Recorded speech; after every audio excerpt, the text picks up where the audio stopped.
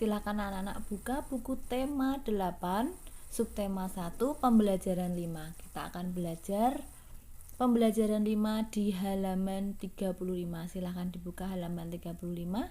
Sebelumnya kita baca terlebih dahulu. Udin dan teman-teman bermain di halaman rumah. Mereka bermain gerakan dasar memutar. Mereka juga bermain gerakan dasar menekuk. Gerakan dasar dapat dilakukan di halaman rumah.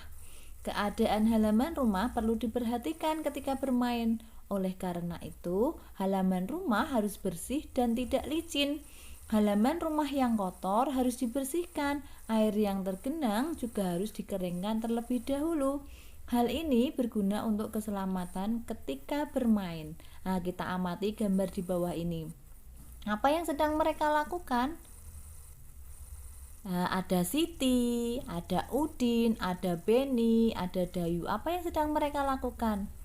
Iya, Siti bilang, halaman ini masih kotor dan tergenang air. Kita harus membersihkan dan mengeringkannya. Bagaimana ya cara kita mengeringkannya? Betul, halaman ini harus bersih dan kering agar tidak licin. Bagaimana kalau kita gunakan alat pel karet untuk mengalirkan airnya? Di rumahku mungkin ada, biar aku ambil sebentar ya. Mudah-mudahan ada. Kemudian Dayu bilang, ide yang bagus. Di mana kita mendapatkan alat pel karet? Siapa yang punya? Oh, ternyata ini tadi jawabannya Beni. Beni menjawab, di rumahku mungkin ada, biar aku ambil sebentar ya. Mudah-mudahan ada. Nah, dari percakapan itu mereka sedang membersihkan agar apabila bermain tidak berbahaya. Kemudian nomor 1, apa isi percakapan Udin? Isinya tadi tentang apa? Kemudian mengapa tempat bermain harus bersih dan kering? Kemudian nomor 3, apakah tindakan Udin dan teman-teman sudah benar? Oke, kita lihat jawabannya Bu Guru.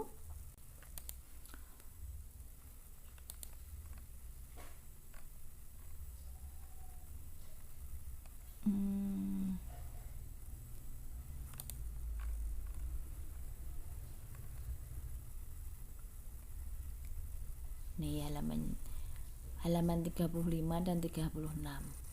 Isi percakapan, Udin dan teman-teman mereka bergotong royong membersihkan halaman rumah yang hendak dipakai untuk bermain. Kemudian tempat bermain harus bersih dan kering agar tidak licin sehingga aman untuk bermain. Kemudian pertanyaan nomor 3, jawabannya tindakan yang dilakukan Udin dan teman-teman sudah benar. Kemudian kita lanjutkan. Bacalah kutipan percakapan Udin dan teman-teman berikut.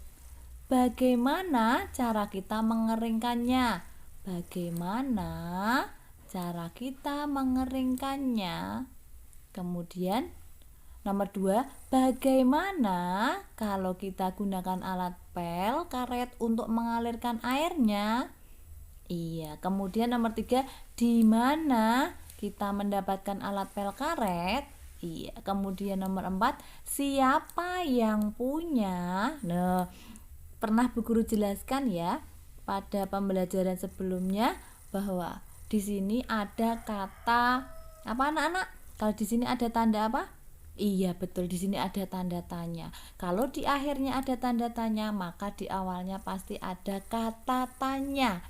Kalimat-kalimat di atas merupakan kalimat tanya. Betul, ini termasuk kalimat tanya. Dan ini kata tanya, ini tanda tanya.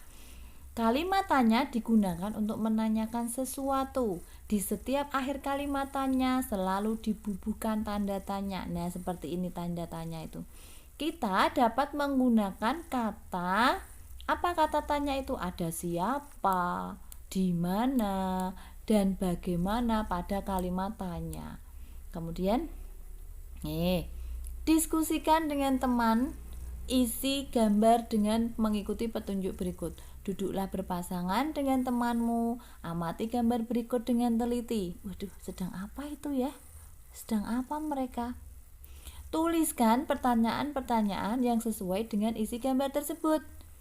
Kemudian tuliskan dengan menggunakan kata apa, mengapa, kapan, kapan, siapa, di mana, dan bagaimana. Kemudian tuliskan pertanyaanmu pada kolom berikut. Ada berapa ini? 1, 2, 3, 4, 5 lagi. Ini harusnya 6.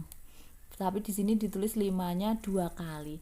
Oke, kita lihat pertanyaannya. Kita lihat punya Bu Guru nggih. Ini gambarnya. Apa yang sedang mereka lakukan? Di sini ada kata tanya apa. Kemudian ada, jangan lupa kalau tanda tanyanya jangan lupa ditulis. Kalau kalimat tanya itu harus menggunakan tanda tanya. Kemudian nomor 2, mengapa anak laki-laki itu terjatuh? Kemudian nomor 3, kapan peristiwa itu terjadi? Nomor 4, siapa nama anak laki-laki yang terjatuh tersebut? Kemudian nomor 5, siapa yang menolong anak laki-laki itu? Di mana peristiwa itu terjadi? Dan masih banyak lagi. Di sini Bu Guru menuliskan 9. Anak-anak boleh memilih 6 untuk dituliskan pada buku ini. Tulisnya di sini. Siapa, bagaimana, di mana, dan sebagainya. Sekarang setelah ditulis, anak-anak di sini dibaca dengan intonasi yang tepat. Sebuah pertanyaan, di mana mereka terjatuh? Di mana anak laki-laki itu terjatuh? Oh, anak-anak kalau bertanya seperti itu ya. Kemudian kita lanjutkan. Udin dan teman-teman bermain gerakan menekuk. Gerakan menekuk banyak bentuknya. Gerakan dasar menekuk lutut.